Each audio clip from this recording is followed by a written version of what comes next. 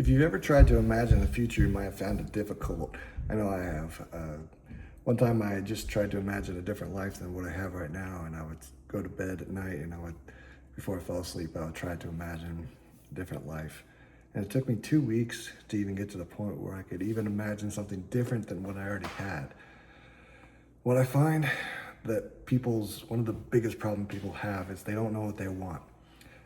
And I think one of the reasons is because they lack constraints. And so when someone speaks to you and says, you should do this or you should do that, it is a form of programming, but what's actually happening on the surface is they're giving you guided constraints.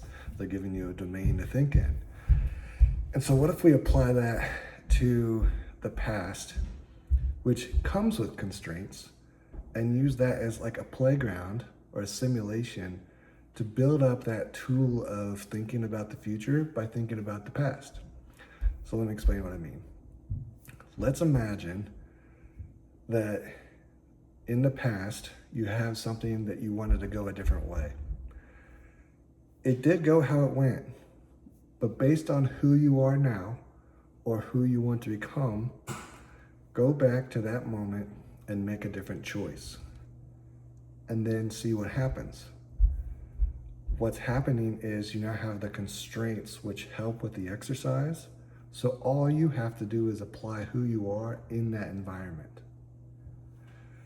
So imagine a scenario, I made this choice, but if I were making this choice today, I would have made this choice, and then this would have happened, and then I would have had this life. And then take that as a mental exercise, that practice of learning how to do that imagination, and now apply it to the future, to do visualizations.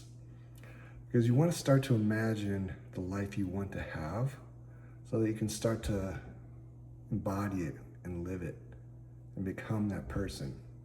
Because visualization really helps your mind think through how it's going to be, kind of prepare, mentally rehearse.